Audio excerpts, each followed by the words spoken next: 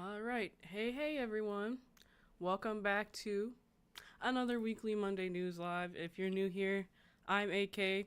And every week I like to go live and talk about the newest game news that's happening throughout the week. I mean, we got a good amount of interesting stuff that's happening within this week. So I'm excited to talk about it and hear your guys' opinion about it and stuff like that. As always, if you guys have any chats or opinions about whatever I'm talking about, feel free to leave them in the chat. I try to respond to everybody I can as long as it's respectful and just respect everybody's opinion. I try to respond to everybody. Even if you're watching later, feel free to leave a comment. Again, I do read those and try to respond to all of them that I can. Welcome to everybody in the chat. Golden Dext, I see you. Mast, welcome back. Carl Johnson, thanks for watching. As always, I'd love to hear what you guys are playing this week.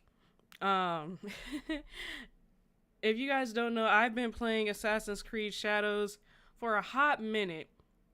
And I finally finished that game. Monday, I think it was. I finished it Monday. And I think it took me about almost 80 hours to finish that game. So if you know, you know, that's all I gotta say. But now I am playing I'm playing Ghost of Yote. Almost like the same game. And the one thing that I have to say about that game is everything you do is very cinematic. Not just the cutscenes, but the gameplay as well is very cinematic and is really an experience. And it just reminds me of the last game so much, Ghost of Tsushima. It really gives me, I don't know if I want to say nostalgic because I guess it wasn't that long ago, but it really reminds me of when I was playing Ghost of Tsushima and the game was just so beautiful, and the artwork is what really stands out, in the combat too. The combat is what really gets me. I think something that they're doing with Ghost of Yote that's a bit different is, so in the last game you had the different stances, and in this game you kind of have that too, but you kind of have it with weapons. So it's a little different, but it's very fun.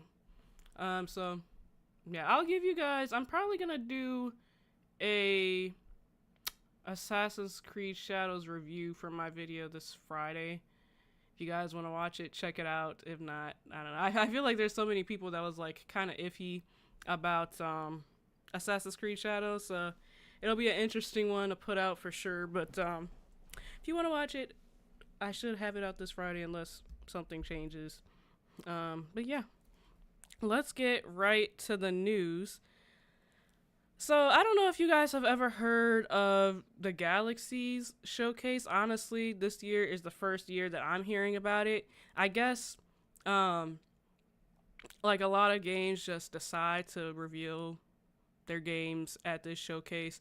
At first, I thought it was a indie game thing, which it might still be, but I don't think they ever claim that.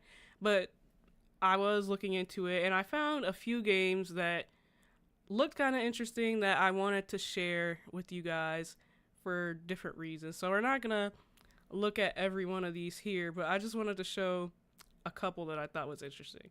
So the first one that I saw that kind of caught my attention, which was the first one, called Mouse, which at first I was just oh, this is just a knockoff Mickey Mouse game, I guess. But then when I clicked on it, it's I don't know, they're shooting people. 8 digits, 8 shots. Could crack a safe. Could mark a date. Only one way to know. Find the numbers before they find me. And I'm why is this kind of catching my attention a little bit?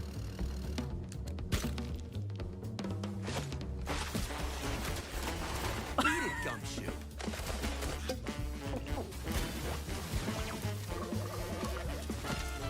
I'm out here building a future. What in the Mickey Mouse? Get rid of the shrews.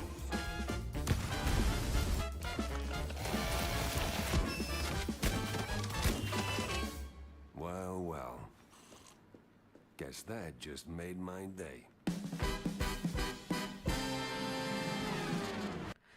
Now, I don't know how much I paid for this game, but I feel like it'd be interesting to try, like for free or for like a few dollars. And it's coming on all these systems. I could definitely see it as a Nintendo Switch game though. So I thought that was interesting. Another game that caught my attention is a throwback. Dumb Ways to Die. Now, if you guys have played this game, let me know in the chat, because I swear this was like a classic. Like, I don't know if I want to say when I guess you could say kind of when smartphones were first coming out. And there was like, you know, those staple games that you had to play. Like one of them being Fruit Ninja, Temple Run. This probably came out a little after that, but you like if you've ever heard the jingle, you'll know it's like dumb ways to die, so many dumb ways to die. And like that game has been such a staple. I don't think they released anything since then, but then I saw this and I'm like, what is this? Like, it really caught my attention, so I was gonna share it with you guys. But if you played it, let me know. Also, I want to say, like, I'm kind of skeptic because like party games are very hit and miss. Ladies and gentlemen, I'm your host, Jaffa, and welcome to Dumb Ways to Party! The only TV show that won't get canceled if somebody dies. What? We get confirmation on that. Tonight, 4 contestants chosen for their criticism will have to work with and against each other in crazy challenges to take home the prestigious title of Dumbest of the Dumb. Are they here for glory, fame, or just to make a fool of themselves? Let's find out. Oh, wow. It's like competing with Mario Party or something. Wacky items can send contestants soaring towards victory or plummeting into pandemonium. Ow! The humanity! Stick around to see who is crowned the dumbest of the dumb! Yeah, it's coming to all these things. So I guess they moved from the App Store and they're on to bigger things now. But I found this pretty interesting as a person who, I don't know if I want to say like grew up playing these games, but I was a little older playing. But I think this is a staple game that you could play on your phone. Probably one of the better ones before we started getting washed out with like a bunch of stupid stuff with like ads and stuff like that. And then I saw one more just because a lot of people seem to be interested in the back rooms. I was like, okay, what's this? I personally have never been too into it, but I know it's like a big thing if we ever, as you can see, they released a lot of games, but it really does like just seem like kind of smaller, like indie game ones. If I could ever find it. I think it was, oh yeah, here it goes. Escape the Backrooms.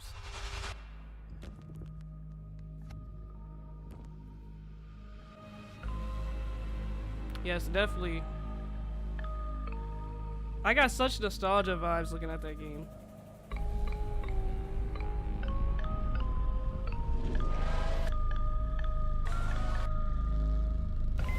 Have you guys ever played the Backrooms? Let me know. There's so many rips of the game.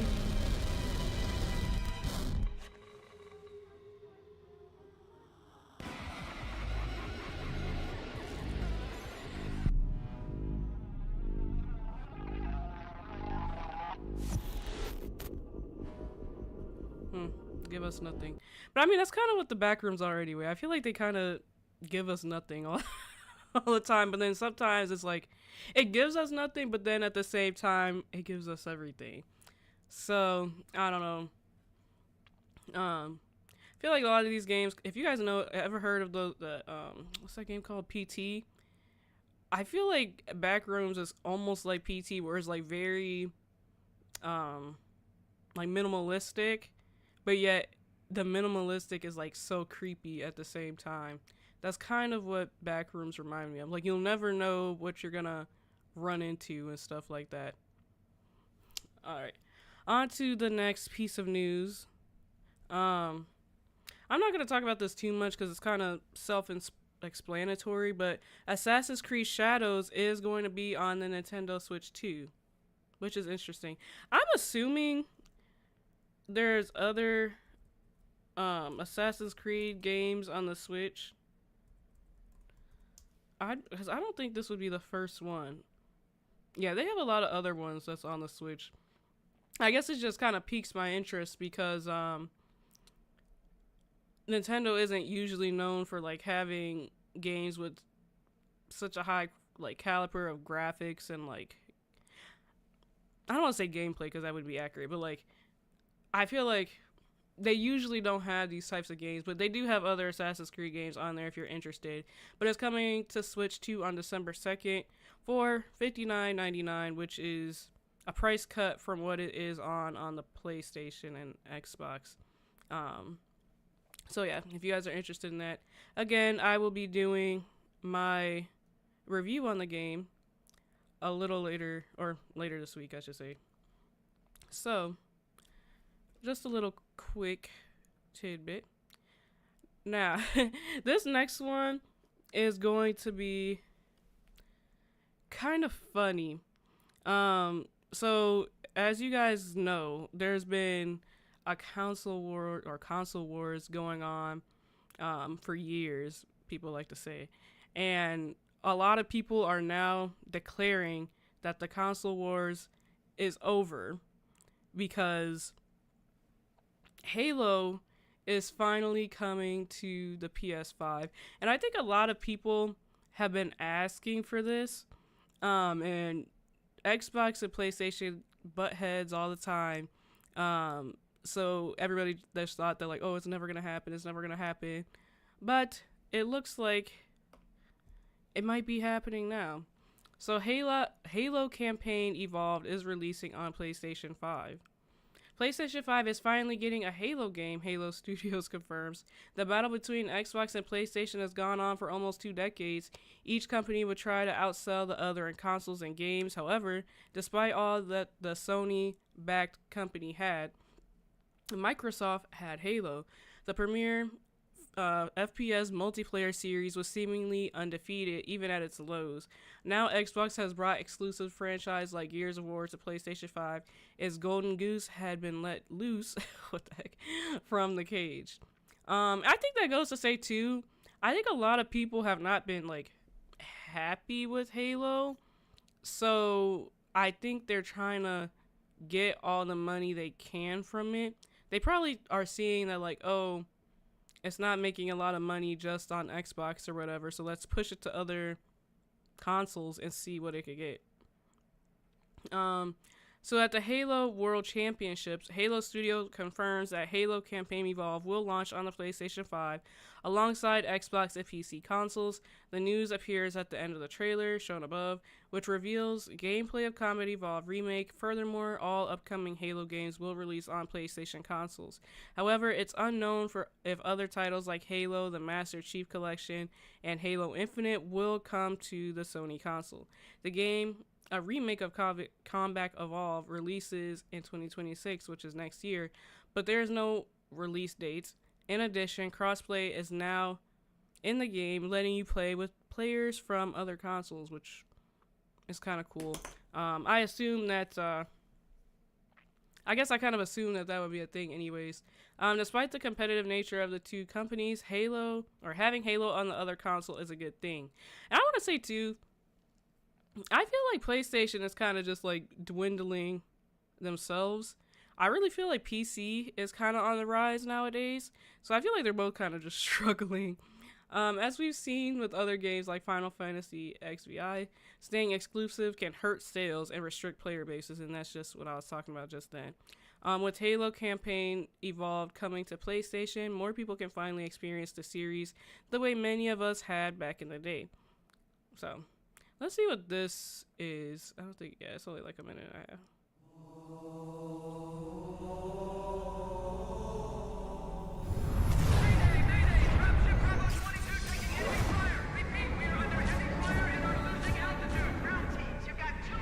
This music is so nostalgic. According to the data in their networks, the ring has some kind of deep religious significance. They call it Halo. They believe that Halo is some kind of weapon. What sort of weapon is it? One with unimaginable power.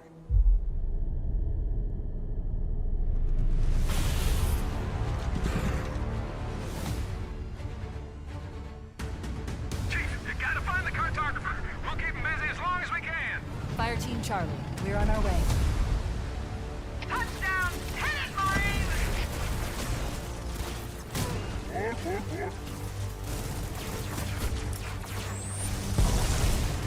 Somebody go to a warthog.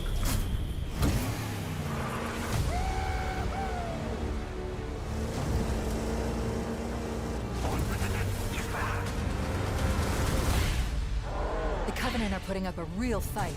The cartographer must be here. Lock and roll, rock and roll! Give them hell, Chief.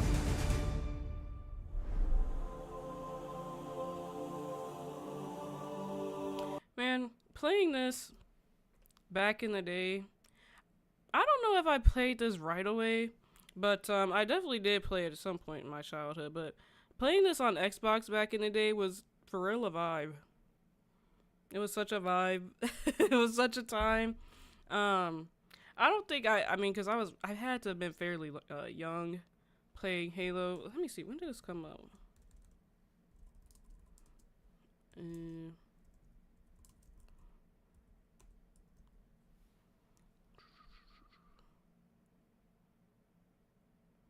Oh wait, this is so Combat Evolved came out in 2001.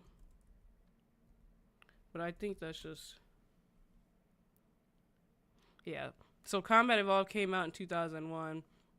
I don't think I was playing it when I was that young, but probably like a few years after that or something. I would play it, and obviously I wasn't playing it like too competitively, but just shooting around as a kid and stuff like that. That music is just so nostalgic, like loading it up on the Xbox and like just playing and stuff like that. If you guys have ever played, so I know I always talk about games on like the PS2, and as I've said before, I collect PS2 games. I'm wondering if any of you guys have played the older Xbox. What is like some games that really stood out to you? I think Halo is definitely one of them, like early 2000s vibes. I know this is kind of funny, but there was also like a Shrek game that I used to play like a long time ago. I think it was Shrek 2 that came out on Xbox, and that was just such a time. I can't really remember. I probably played like some GTA games as well, but I don't know. I like Halo, maybe GTA games, and the Shrek game is like the only games that I could remember really playing specifically on the Xbox. Other games was more so PS2, like Sly Cooper, Jack and Dexter. But I think Xbox was definitely just like a time back then. You had to be there. That's all I have to say. I love playing Halo on a family friend's Xbox as a kid, but I'm not a hardcore fan. I'm curious if it'll hold up for them.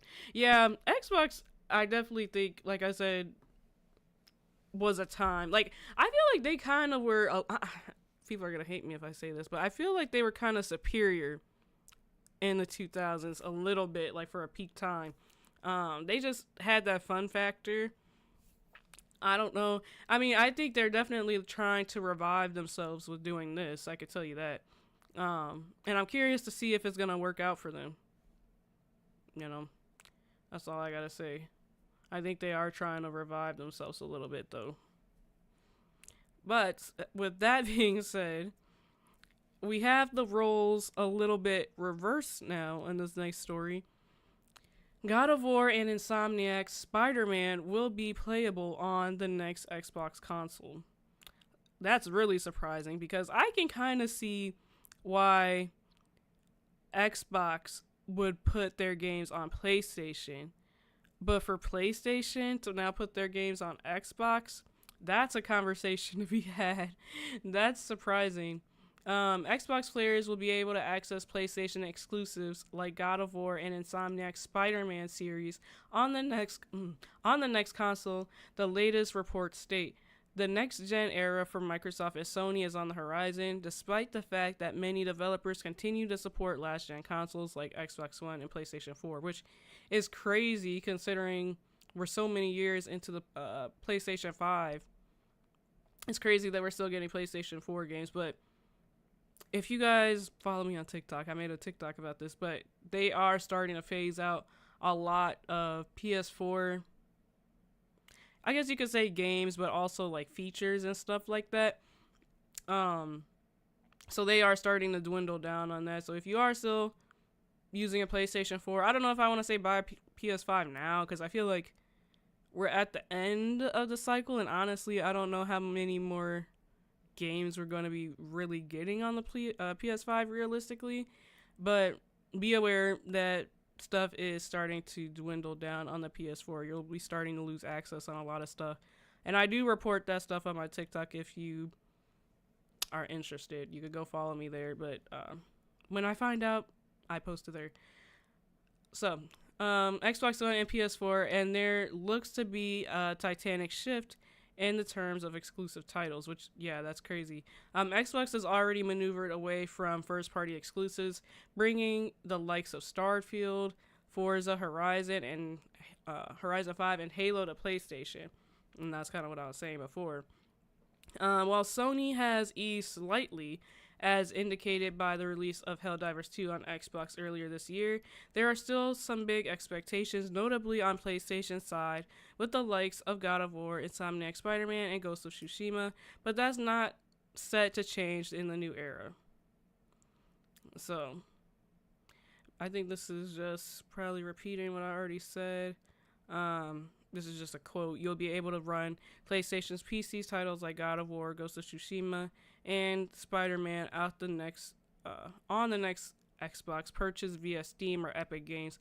So I wonder too, with Xbox being so integrated now with cloud gaming, if that's just gonna be way bigger on their next console.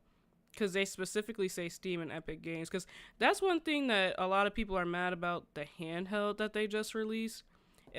That's basically what it is. Like, you just download games from online sources and stuff like that. So I wonder if they're going to put a bigger focus on that in the next console, which it seems that they will be. You'll be able to play World of Warcraft on the next Xbox via battle.net. Let's see, they're listing just a bunch of sites. You'll also be able to install practically any game that runs on Windows, giving you access to decades upon decades of content, all on a single device. That's going to be interesting to see. Steps toward that goal have already been taken with ROG Ally X, which I was literally just talking about, which includes support for the likes of Steam and Epic Games Store. And the next Xbox console will have a similar support. So it's very interesting. I almost feel like, I've talked about this before on one of my lives, but like, it just seems like they don't know where to go, so they're going everywhere. I feel like, so they're gonna have a console that pretty much plays games for PC, if that makes sense. But like, why wouldn't you just buy a PC? Hey Tay, how's it going? You came in at a good time. Why wouldn't you just buy games for a PC? That doesn't make sense. Or buy a PC. Because, this is the first that I'm hearing of Xbox, like the new Xbox console is basically going to do that. Because I don't think you could do that on any other console unless, obviously the handheld one they just put out. But just buying games from Steam or Epic Games directly and you could put it on the console, that's interesting. But at that point, I would just argue to buy a PC. It'd probably be better. Just invest in a PC. Yeah, we're talking about Xbox. Basically, it was just... So, how do I say this? Halo is now coming to PS5. And God of War, Spider-Man, and some other games are coming to Xbox. So, and then we find out that the next Xbox, you're going to be able to play Steam games on it, basically, and games from the Epic Games Store. So that's going to be very interesting. Yeah. I'm curious. I'm so curious to see, like, where consoles are going to be. Let's just say, like, decade, like the next decade, like the next 10 years. Because it really seems like they're kind of declining a little bit. And people are going more towards PC games because the consoles aren't really giving us what it needs to give, if that makes sense. Yeah, it's just everything's crossing over. They don't know. At this point, I'd argue that none of the companies know what to do. But what I think that they should just do what they've been doing before this generation. Like, go back to, like, the PS4 generation. Maybe Xbox go back to, like, their first Xbox generation, because I don't know if the Xbox One really had that much, like, success. But PlayStation 4 needs to stop, or sorry, PlayStation in general, they need to stop pumping out these live service games and start focusing on narrative again. I really think Xbox needs to start focusing on the fun factor again.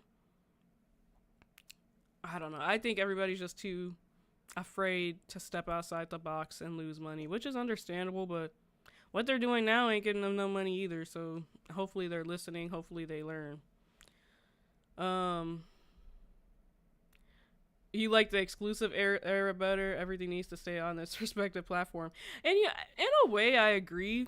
Just because, like, and this probably sounds bad, but it's like, if PlayStation or Xbox doesn't have their own set of games, what makes you want to buy either one specifically? Like, the reason people want to buy PlayStation is because it has such great exclusive narrative games. Xbox has its own stuff going on. I mean, not recently. I think recently they've been, you know, flip-flopping and giving people games and stuff like that, and then they're going to cloud gaming and stuff. But I'm pretty sure I mentioned this before, but I think it was like last year, the president of Xbox came out and they were like, oh, exclusive games don't matter when it comes to selling a console. I'm like, yes, it does. I mean, I don't think it's all of it, but I'd argue it's a good 50%, because, like, what makes you want to buy a console if you could just play it on one that you already have, or one that you could get, like, cheaper or better, or something like that. So I kind of agree. Games that could only be played on that system. Yeah, 100%. I agree. But a common theme when it comes to my live streams, the company does not listen to the players. And look where it's getting them. So I'm very curious to see where we end up in a few years. Even like PlayStation 6 era. Or, I don't know if you guys know this, but they actually did release the name of the next Xbox. It's called Xbox Magnus. So, PlayStation 6 or Xbox Magnus. I'm curious to see what they come up with. And I always find it interesting, too. Xbox always has, like, these really creative, like, unique names. It's never just, like, Xbox 5 or Xbox 2 or, you know what I'm saying? It's like Xbox One, Xbox Magnus, Xbox X. Like, it's just, I think they try and be creative with their names. They need to be creative with their games now. Halo was really good. I think it's declining a little bit, but in the early 2000s, I think it was very, very good. Or not even early 2000s, just 2000s in general. I think it was very good. I know it wasn't the biggest deal, but that's why the quote on the console war thing was fun. Yeah, I agree. And now with this, I don't know if you heard earlier, but now with this news coming out, they're basically saying the console wars is over. Which in a way, I'm glad, but then at the same time, I feel like it pushed each company to do better. Yeah, it's made for competition. Yeah, that's exactly what I was thinking. But hey, like I said, we'll see. We'll see. All right, on to the next piece of news. Let's talk about some God of War. If you guys know me, you know I love God of War. But I was actually a little glad to hear that one of their games that they were making has been canceled. And let's show you why. So, I know my face is blocking it, but it just says, report first look at canceled God of War multiplayer game unveiled from Bluepoint Games. So, Sony is clearly far from finished with God of War franchise, with several projects currently in the works, ranging from sorry, it makes me cringe whenever I hear TV show, ranging from a TV show for Prime Video to a heavily rumored 2D Metrovania game. That I actually think that would be interesting for God of War. I don't know why, I kind of picture like a Donkey Kong. Like, do you guys know how Donkey Kong looks in its like 2D era? That's kind of what it reminds me of. That would return to Greece, drawing inspiration from games like Blasphemous. Despite the robust slate, some fans may know that another project from the saga was scrapped not too long ago. A report at the start of the year mentioned PlayStation was cutting 2 live service projects from its first-party studios. These were unannounced games, these were an unannounced game, that's weird grammar, from Ben's studio, of which we revealed an early look last year, and a multiplayer God of War game that was being developed by Bluepoint Games. This cancellation caught many by surprise, with the details sparse beyond the fact that it was supposed to be a multiplayer game set in the God of War universe. Thankfully, we recently gained access to development screenshots that offer a detailed look at the game's planned settings. So first, look at Bluepoint's God of War multiplayer game. The screenshots from the projects that were shared with us offer a good glance at early stage of development, showing some assets and environments that were being worked on for the title. The first noticeable detail that we can get by looking at the gallery is that the game was clearly planned to return to the Greek setting. This is evidenced by the presence of Greek temples, classic artifacts such as pottery, and other details we will discuss later. I will say, it'd be interesting to get a more updated Greece setting, because if you play the older games, you could kind of see it. But let's see how this looks. I do kind of hope that the Egypt concept comes back into fruition as well. I think that'd be really, really nice. But these are the screenshots. I'm kind of glad this got canceled though, because how would you like what would they even make it on? Who would you play as? What would be the point? That's what I want to know. I want to know that more than seeing these screenshots. I mean, I guess the screenshots is like interesting, I guess. But what would you do? Watch it be like a shooter. A live service shooter. I wouldn't even be surprised at the rate that these companies are going. I mean, it looks good, I guess. It looks like God of War. But it's like, what would you do? That's my question. I just know they would ruin it.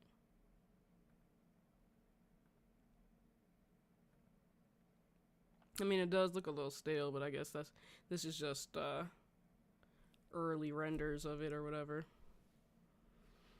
Yeah, I'm glad too. There's been too many games doing the Greek time period thing setting.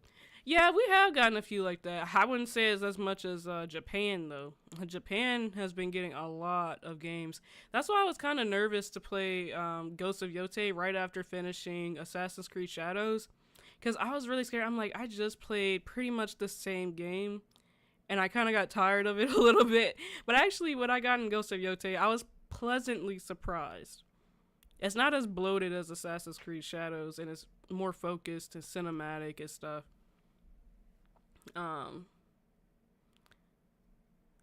So this is like another small thing with God of War. I'm probably not gonna read this whole thing, but former God of War dev on the use of AI in games development. If we don't embrace it, we're selling ourselves short. This guy is basically just talking about they need to stay up to trends. Let's just read this one paragraph. I think if we don't embrace it, I think we're selling ourselves short, said Junio, who recently vacated her role as director of product development at Santa Monica Studio after 10 years of 2 hugely successful God of War games. AI is a tool and something that will augment us. At least for right now, that's how I see it. It's going to evolve whether you're on board with it or not. So I want to be at the forefront. Okay, yeah, I guess. She's not really saying anything. I feel like kind of everybody says the same thing about AI. It's kind of crazy how far it has come. The only thing that I don't want to see it being used in games is just like, you know, like making characters or like, I think it could be helpful as like an asset, but then when it starts taking over creative roles and it just, because basically that's all AI does is just like regurgitate stuff that's already out there. I hope it doesn't start taking over like art direction or story. Like if anything, maybe help just like with small stuff and not the bigger picture, because when it starts helping with the bigger picture, I think that's when I'm gonna start getting a little worried. Japan has nice scenery. It's not something you want to get tired of. Exactly, true. Because I really do like the Japan setting. I think it's just, for some reason, a lot of people are focused on Japan right now, which I'm not saying is a bad thing, but I think it's just like, okay, can we get something new? Like, honestly, I kind of miss playing like games that don't have swords, if that makes sense. I mean, they're fun, but I don't even know if I want to say like games like GTA, but just something different. Or like games like Watch Dogs or I don't know. I think I just want something in a new setting. But hopefully I think we're going to be getting a lot more of those come next year. Because if you guys think about it, we have had a lot of games that came out like that recently. I don't know what the only other one I could think of is like Black Myth Wukong. You can kind of argue Exhibition 33 a little bit, but that's more turn-based, but they still use swords and stuff like that. We've been getting a lot of those type of games, but I want more of like a city type game or just something different. I think I'm craving that. Right, I'm glad you brought that up. I'm tired of seeing swords in every game. Yeah, and I think that's why I miss the PS4 era so much, is because we actually have variety. And I'm not saying that some of these games aren't good, but it's just like, let me talk about like Uncharted. Like, you're not using like a sword, like you got a gun, you're swinging around in like forests. I don't know, like I just feel like we're missing variety. Just like I said, I went from Assassin's Creed Shadows, which was basically an assassin in Japan using swords and stuff like that, and like the countryside, I guess you could say. Now I'm playing Ghost of Yotei, which is dang near the same thing almost, just slightly different, like cinematics and stuff like that. Yeah, Watch Dogs would be interesting to see. I'm trying to think if I could think of, I know there's a lot, but just off the top of my head I can't really think of. What's that game called? Alan Wake was also very interesting. Because honestly too, games where you don't even necessarily have to use a weapon is very interesting. It's just, I can't think of any examples of games that came out this year, because literally that's just like a lot of them, at least the popular ones. But hopefully next year we'll be getting some different stuff, because like we have GTA 6, which obviously is like kind of a mixed bag of stuff. It's not a sword, at least I hope it's not a sword. And then you have First Light 007, which is more, I think, run and gun stealth. So we have a few that's coming out next year that's hopefully not like that. But talking about games coming soon, there's some new games that's announced to Xbox Game Pass, but now that I think about it, I don't even know if people are going to be playing them because of the price that just went up. But a lot of people have been interested in this Power Wash simulator. I don't know if it's for me, but a lot of people have been talking about it. Bounty Star, Super Fantasy Kingdom, Halls of Torment, The Outer Worlds, I did a video on that last week.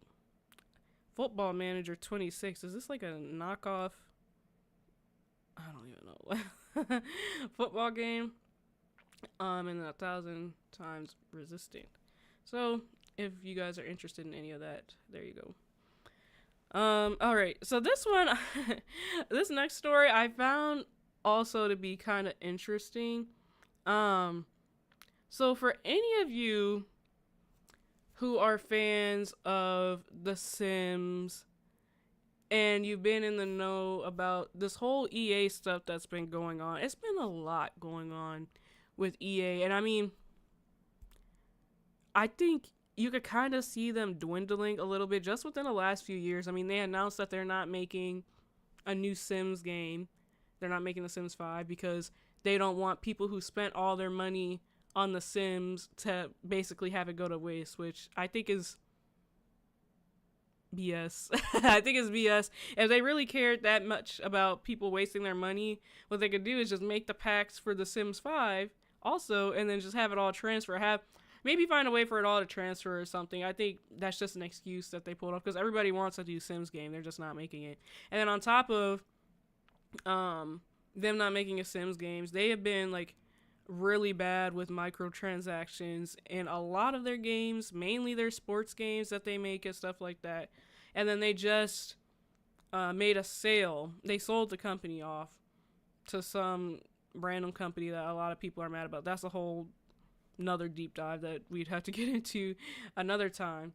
But they have just announced that they are now shutting down yet another game, The Sims Mobile. Now, you can argue that The Sims Mobile was kind of on a decline anyway. A lot of people liked this game, but then a lot of people didn't. I can't see them ever shutting down like the real Sims game because I feel like that'd be so stupid. They make so much money from it. As I've talked about before, they literally charge like $40 for an expansion pack. And literally, if you were to buy all the Sims expansions packs, it'd be over $1,000. That's how much they are. But The Sims Mobile is being shut down after 7 years online. So Electronic Arts has announced that The Sims Mobile will be shut down after more than 7 years of operations and updates. The all-mobile product will be closed down from January 20th, 2026. And as it's an online title, it will no longer be accessible to any users. So, the team revealed a stack of limited time events coming in the next few weeks to usher the closure of the game. But today, October 21st, The Sims Mobile will be delisted from app stores. So the Electronic Arts has bruised itself from closing down servers and shutting down games across a range of genres in the last couple years. The Sims Mobile is the latest title to be hit by that action. In March 2018, The Sims Mobile was released by Electronic Arts, and by September it had pulled almost 50 million users and racked up more than 20 million in revenue. So they must not have been getting a lot of money from it. I assume too, if it's an online game, they probably do have to spend a good amount of money to like keep it up and running. So I guess these are just like the events, which I think it's so funny that they're even like continuing to like put on these events after they're like shutting it down and stuff. Cause like, what's the point? But hey, some people might find it interesting, but just sad to see that another EA title is biting the dust. I'm curious to see if they're gonna start shutting down other games as well, especially with this buyout that just happened. Alright, so this next story, that's why they shouldn't do mobile games. Yeah, I feel like EA shouldn't do a lot of stuff, and they just do it anyways, and they see what happens, I guess. Alright, I don't know if I'm gonna read this whole thing again, but I wanted to talk about the price of the ROG Xbox Ally X, whatever. I feel like it has like 2 different names or whatever, but I guess Microsoft wanted to like come out and say like, oh, we didn't price this. I know for anybody who's like mad about this price, we didn't price it. Asus did. And like a lot of people also have been coming out and trying to justify the price, because basically people are saying that like you're basically getting a PC just in like a handheld format, I guess. Because even what I was talking about earlier, I think you could just download like Steam games, Epic Game Store. But then I also think there was like a problem with Xbox Game Pass. I'm not exactly 100% sure on that, but I know a lot of people are saying that you can't even play Xbox Game Pass games, all that. So don't quote me on it. I don't know. I don't know what's going on with that, but the Asus ROG Xbox Ally and Ally have been released. And they're, geez Louise, and they're turning heads on account of A, their processing power and capabilities, and B, their eye-watering price tags. The Xbox Ally X will break the bank at $1,000, which is a huge hurdle for adoption. In a recent interview, Xbox president revealed that the Microsoft didn't have any guidance when it comes to pricing. So they basically were like, okay, we'll listen to whatever you guys have. It was stated that the Xbox Ally X at $1,000 and the Xbox Ally at $599 came straight from the head of Hankos and market analysts at Asus, and neither Xbox nor Microsoft had a say in that pricing. I think this also just goes to say that Xbox literally just slapped their name on this device and called it lovely. And I think that's why so many people are complaining about the Game Pass thing. I can't stand when some customers try to justify these companies draining their pockets of other customers. Yeah. I think that's what you call like a fanboy or a fangirl or whatever when like a certain thing or a certain something or someone can't do no wrong. That's what I try. I try to like be very level-headed when I come on here and talk about like game news and stuff like that, because I think even though I'm a big fan of what's it called, like PlayStation, I still come on here and criticize them if I need to, because they're not doing good these last few years. I think people need to learn how to give criticism.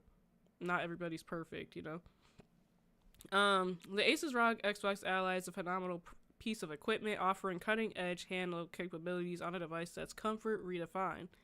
Yeah, I also noticed that it looks like a lot of the handhelds don't really look too comfortable to hold. That's one thing I feel like I will give this. This actually looks like it'd be fine to hold and not too uncomfortable. I feel like the, what's it called, Steam Deck looks a little bit weird as far as like the placements in the hands, but I've never played one, so I can't say for sure. It has great battery life, neat cooling solutions, room for expansion, and a splash of RGB. Yeah, okay, whatever. They're basically just explaining why it's so expensive. I mean, I guess I get why it's so expensive, but at the same time, I feel like it's kind of like a niche. Like, if you're into wanting to play with that high of graphics and stuff like that, I feel like some people could justify the price. But if you don't care so much about that, I mean, personally, I probably would get the $500 one. Honestly, no, I wouldn't. I'd probably get the Steam Deck because they actually have an OLED version for not that much more. I think it's only like 600 something. So, again, I don't know. I don't really think this Xbox Ally is worth it. I would get a Steam Deck. It does the same thing. I'm not saying it's not a good console or handheld, but I just feel like you could get more for your money getting a Steam Deck, the OLED Steam Deck at that, for almost the same price. And then with that being said, I did want to watch this little snippet about, I guess, Xbox Studios is expected to like deliver like a certain profit margin, and I guess that's why they've been like raising the prices on stuff. So here, let's see what they have to say. A new report has shed light on the goings-on at Microsoft, which has allegedly pushed Xbox Studios to deliver a 30% profit margin, much higher than the industry average. Bloomberg's Jason Schreier reported that Microsoft's 30% profit margin goal had led to the gaming division's huge layoffs, canceled projects, controversial price increases, and multi-platform push. The cuts to Xbox have been deep. Thousands of staff have lost their jobs over several rounds of layoffs. Games such as Rare's Everwild and Sorry, I had to pause it right here because I just found something out. I did not know she was the president of Xbox. I was a little proud and a little disappointed. I'll leave it at that because if you know, you know. But I was like, oh, okay. But I did, because I've seen her before. I did not know she was the president because they use her in other videos. But I literally just found that out. Games such as Rare's Everwild and the Initiative's Perfect Dark reboot were canceled after years of development. ZeniMax Online Studios game Project Blackbird was canned, leading to mass layoffs. The Initiative was also shut down. Last year, Microsoft closed Redfall developer Arcane Austin and Hi-Fi Rush developer Tango Gameworks. Meanwhile, Microsoft has increased the price of the Xbox Series X and S consoles and the price of Xbox Game Pass Ultimate to $30 a month, the latter of which was a hugely controversial move. Microsoft tried to make the jump to $80 video games, but ended up reverting to $70 after fans pushed back on the idea of paying $10 more for Obsidian's The Outer Worlds 2. Most expect Microsoft to go to $80 at some point next year. Bloomberg said the average profit margin in the video game industry is 17 to 22%. Over the past 6 years, Xbox has hit 10 to 20%. To put that 30% target into more context, Sony's PlayStation division achieved a 16% profit margin in Q1 of their fiscal year 25. Bloomberg said Microsoft Chief Financial Officer Amy Hood enforced... Sorry, I had to stop it just because they should have not tried to have people pay $80 for the Outer Worlds. I just did a before you buy on that. That game does not look like it should be even $70. Maybe $50. They're pushing it. The new target in fall 2023 amid Microsoft's $69 billion acquisition of Call of Duty maker Activision Blizzard. According to Bloomberg, Xbox's floundering hardware division may face a significant rethinking. IGN has reported on recent comments from Xbox President Sarah Bond, who said the next-gen Xbox console will be a very premium, very high-end, curated experience. Bond has also called the idea of exclusive games antiquated. Moving on. Well, I guess that explains a lot of stuff, huh? Xbox is the last company that needs to be making their games $80. Sorry to say it, they do not need to be making their games $80. They're the last company. I feel like Nintendo was even pushing it. Especially, well, I guess too, it depends. No, I'm not even gonna say that. I don't think they need to be making their games $80, especially, whatever that game is called. The Obsidian one. Actually insane. That Blizzard deal was one of the dumbest moves they made. It started their downfall, in my opinion. I could see that. I think they thought that they were gonna win big with that, but I think they just stepped on their own foot because well, and then I think we talked about this last week too. They put it on like Game Pass, and then it later came out that they regretted putting it on Game Pass because they lost a lot of money with Call of Duty. I've heard mixed things about whether or not it's gonna be on Game Pass this year, because I was just talking about, wait, let me see. I was just talking about I wasn't gonna be buying the new Call of Duty and that I might play it on Game Pass, but then all that stuff came out about them like kind of redoing Game Pass and taking some stuff off. It says yes, Call of Duty Black Ops 7 will be on Game Pass, available on day one with both Xbox Game Pass Ultimate and PC Game Pass. So it's saying that, so I don't know. And they're making even dumber moves to try and make that. Yeah, 70 billion back. Yeah, it's almost like they're kind of thinking erratically, if that makes sense. And they're not really thinking about what the players want. They're just like, well, what's going to make us the most money? It's like, of course, yeah, raising prices is going to make them, like, I'm saying you would think theoretically that, like, if they raise prices, it would make them more money. But think about the times we're in right now. You raise prices, that extra $20 or so, $10, $20 could be food that's taken off of somebody's plate because we're in such hard times right now. Like, they don't really think. I feel like a lot of companies don't think like that. It's like, okay, I could either buy this, like, game, or I could buy food for my table, or I could pay this bill. Like, sometimes it's not even about people not wanting to spend the money. It's just that, like, people literally don't have the money to spend an extra so many dollars to, like, pay on a game. Because at the end of the day, it is a hobby. It's a hobby. It's not like a necessity. Yeah, draining their base isn't the way to do it, 100%. But, I mean, at the end of the day, I do think there will be some people that will pay the extra prices and stuff like that. But I almost feel like they'd be better off just winning over the masses with just lowering it a little bit. Because even if they, like, because Game Pass Ultimate was originally $20. So I could see if they raised it like a few dollars, at most $5. But after you're pushing past $5 and getting like 10, like that's pushing it. Like that was a 50% increase, or not 50%. No, yeah, 50% increase. Yeah. Yeah, the wrong time. That's exactly what I'm saying. It's either okay, I buy Game Pass for a month, or I put food on my table. You know, they don't think like that. And it's quite sad. Quite sad. Alright. Another little piece of tiny news. We have a few more minutes. I have 2 more tiny newses to report. Apparently, Nintendo Switch 2 is getting an exclusive Elden Ring edition. Again, I'm not really too much of a fan of Elden Ring, but I did find that interesting that they are giving a special edition to the Switch. Especially given I feel like most of their players probably come from the PlayStation or Xbox or something. So Elden Ring Tarnished Edition for Nintendo Switch 2 has its release date delayed until 2026. Originally planned for 2025 launch, the Switch 2 version of From Software's 2022 Game of the Year winning fantasy RPG Elden Ring will now arrive next year to allow time for performance adjustments.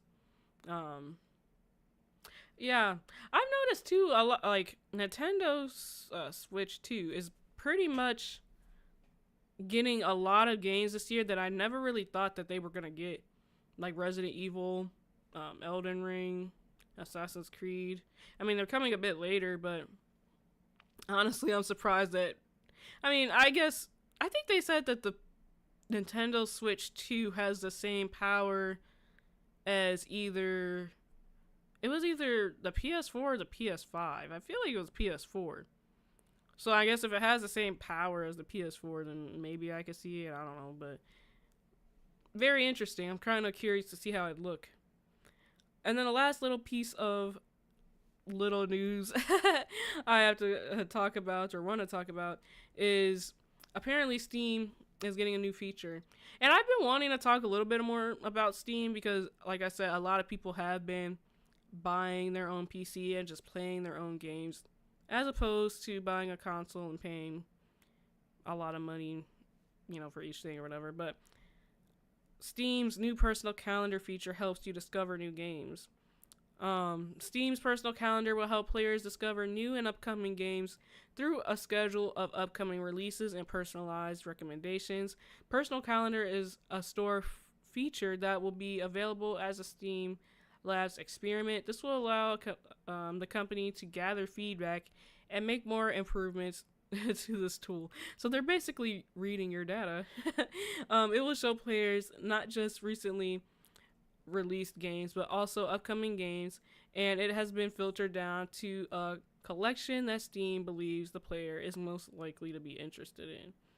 So if you guys are interested in that kind of stuff, I think it's interesting because I'm always keeping up with the newest game releases and stuff like that. So I don't know, maybe I'll check that out. Maybe not, we'll see. It's still in beta. But that is all I have for you guys today. A lot of random stuff. I think that God of War stuff like literally just came up today, so I was like, oh yeah, I have to talk about it, because usually I kind of compile my list like at the end of like the previous week, if that makes sense. But I always like to see if there's any big things that came out like Monday morning or something like that. So that God of War stuff was very interesting to see that we got a look that they were actually planning a multiplayer game. I'm still curious to see what that would be about though.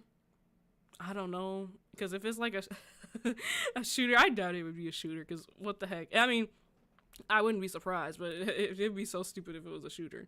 But yeah, that's pretty much all I have for you guys today. Later on this week, I think I'm gonna be posting a Assassin's Creed Shadows review for anybody who is interested, because I definitely have some thoughts on it after finishing it. Again, it took me almost 80 hours to finish that game, and apparently I'm not the only one that